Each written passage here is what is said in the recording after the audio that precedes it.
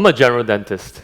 For the past 18 professional years, I'm very fortunate to have attended to many patients of all ages, from a 4-day-old baby to a 90-year-old lady.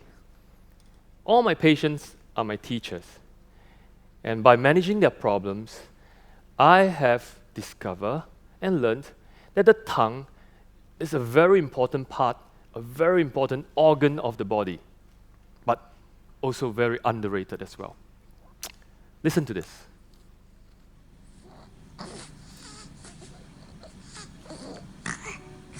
Someone is snoring.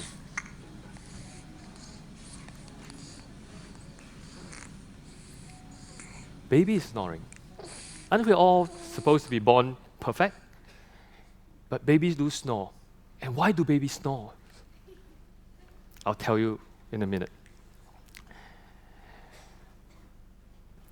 Baby come to me because of a referral by lactation consultant, pediatrician, even chiropractors and osteopath. I see the babies because of 3 main reasons that they are encountering. They have suckling issue, swallowing issues, and feeding issues, and breathing issues as well. So, baby Alice came to me having all these 3. When she is breastfeeding, she has a problem of getting into a deep latch. When she feeds, she has clicking sounds, and she has a hard time forming a seal around the mouth, and that drops the suction. So every time when she needs to feed, she has to repump, and she sucks in a lot of air, and that gets some colic issue as well. She'll try, because innately she knows she has to feed, or else she will die. So all that effort, and many times later, she feels very tired, and she falls asleep on her job. The whole feeding time is extended. Of course, mommy feels the pain as well. There's a lot of gumming at the nipple, and sometimes there's mastitis, and that's really painful too. When it comes to swallowing, the baby has some issue too. She can't deliver the milk smoothly down her throat. She suffers regurgitation or reflux. Sometimes we're just vomiting all the milk that she just drank, and they don't gain weight. She drools a lot, and the saliva comes out from the side. And when it comes to breathing, wow, you can hear that. She doesn't like to be on her back, and she will try to stick her tongue out in order to breathe. Really tough. She likes to be carried, and her favorite position is over the shoulder. Sometimes she'll wake up, startled and crying, because she just couldn't breathe suddenly when she was sleeping. If all these issues are not corrected, we grow up, and as a toddler, some of them might suffer the continuation of this issue, for example, in swallowing. They can't swallow chunky food and they become messy eater. So, as a toddler, that's my son in the audience as well. Yeah, of course he's older now. He also has this issue of swallowing with his tongue thrusting forward, tongue thrust, and against his teeth. He eats slowly. He's a mouth breather. He likes to breathe through his mouth, and it gets dry, and he likes to drink a lot of water just to get lubricated. At night, he sleeps with his mouth open. Sometimes he snores. Often he grinds. He doesn't like to sleep on his back as well, and he moves a lot when he sleeps, trying to find the best position to breathe. And his favorite position is the one with his butt jutting up. And in the morning, actually all the time he'll suffer nasal congestion. Particularly in the morning, he has a lot of mucus to clear. Yeah, he can finish up the whole tissue box. Again, he has other issue on top of this. He can't pronounce his S sound properly. So even though his name is Sean, he'll say, my name is Don. Right? So there's a low tongue position that he will do. Again, if all this is not settled, they'll grow up and into young adults. So I do see this girl coming to me, she's 11, preteen. She suffers from burning palm sensation, headaches and stomach ache all the time. And if you look at her posture like this, she's always having her head forward, opening her mouth, again trying to breathe. A compensation. She has difficulty in swallowing too, right? And that could be a lead to her stomach issue. With the head always forward, we're suspending a 12-pound bowling ball off the axis. When it's right on top, 12. Forward, it gets heavier from 32 pounds to even 42 pounds as you get further forward. That's a lot of weight to carry. So, again, for her burning palm sensation, sometimes when she writes, she'll drop a pen. And the teacher will actually say, "What's wrong?" She'll cry, and mom has to sometimes even bring her out of school to see the doctor. But by the time she gets to the doctor, they can't discover any problem with her hand. Then where's the source? Often when she's having a headache and a stomach ache, again, she will draw back from the class. Mother is very worried about medical condition, but she's also very worried about her friends, her teacher, not trusting her because she's always like that.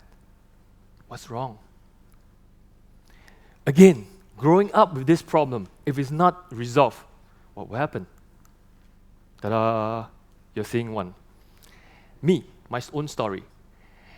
I grew up not being able to breastfeed. My mom blamed it on the liver soup that she just drank, right? And then she has no more milk. I grind my teeth a lot.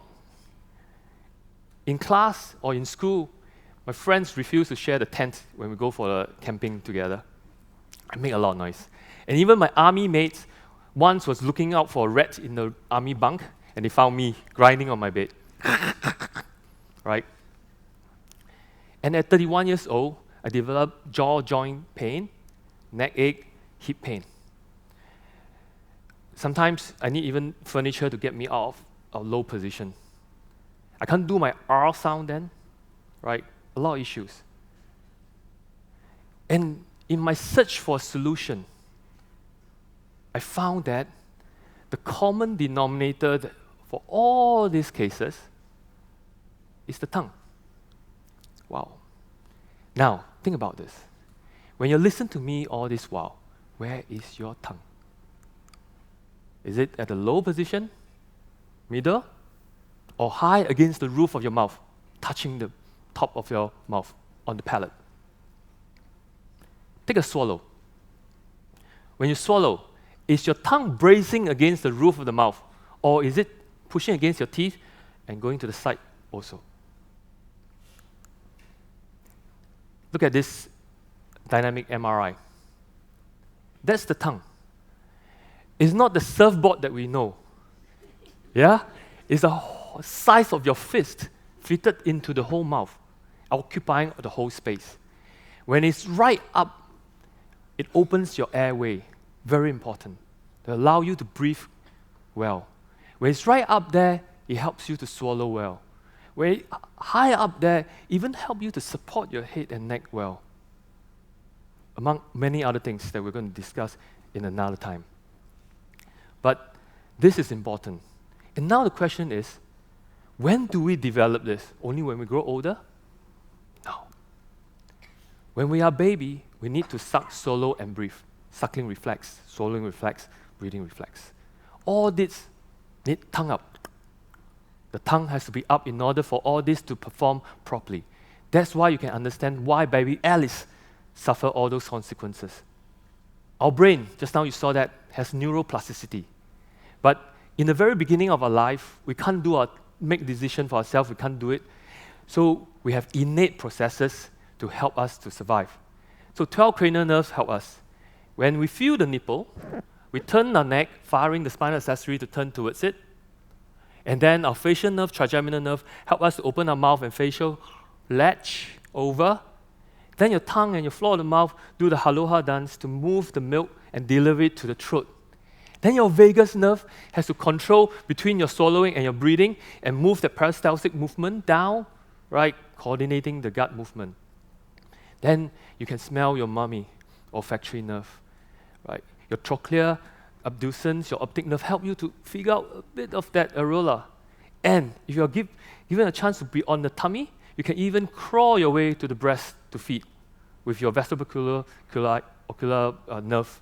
So all 12 nerves are involved right at the beginning of your life. All these resources are given to you to help you to do one thing only, feed. And what it's feeding for is that early onset of your myofunctional training of your tongue so that you can do many things better when you grow up. So if everything is done well, the tongue lifts up, it develops your jaws well too, allowing enough space for the teeth to erupt, and that continues on. Your adult teeth have also more space as your tongue develops, and you will develop the more space to actually erupt, and there won't be crowding and misalignment. If you can put your tongue up to swallow well, it's very helpful. But most importantly, it will help you to breathe well. How important is breathing to us? Very. Every breath that we take is important. You can don't eat and don't drink for days and weeks, but how long can you not breathe? But ask yourself, how much resources have you put into food and drinks, and how much have you put into air and breathing just last week alone? Very importantly, baby Alice. What she's suffering from is a tongue tie that restricts her tongue from moving up. A studies from Stanford University, led by Professor Christian Guilleminault, has already proven that a restricted tongue, because of the frenum, can cause obstructive sleep apnea in children. And of course, if that is not resolved, it will become a problem for all of us as adults too. And if we are able to sleep better, like some of this issue that was highlighted earlier in some of the children, that they're having ADHD, could be a sign that they're just not having enough rest. So, in order for us to make sure we grow up healthy, there are few things that we need to look into. Tongue up, lip closed, and breathe through nose. This is the picture of health that we want to achieve. So when the tongue is up, it allows for good baby feeding. And if we continue to develop that, we'll have good arches, right? We grow up breathing only through our nose, not our mouth. We'll be able to stand upright, aligning not only just teeth, but the whole body. And it will have this whole effect from baby all the way to elderly. In Japan, they're also having exercises to help out with old people, to help them to swallow better, because the tongue strength is dropping as they age. So, practice this. Tongue up, lip closed, and breathe through nose, and you'll be healthy. Thank you.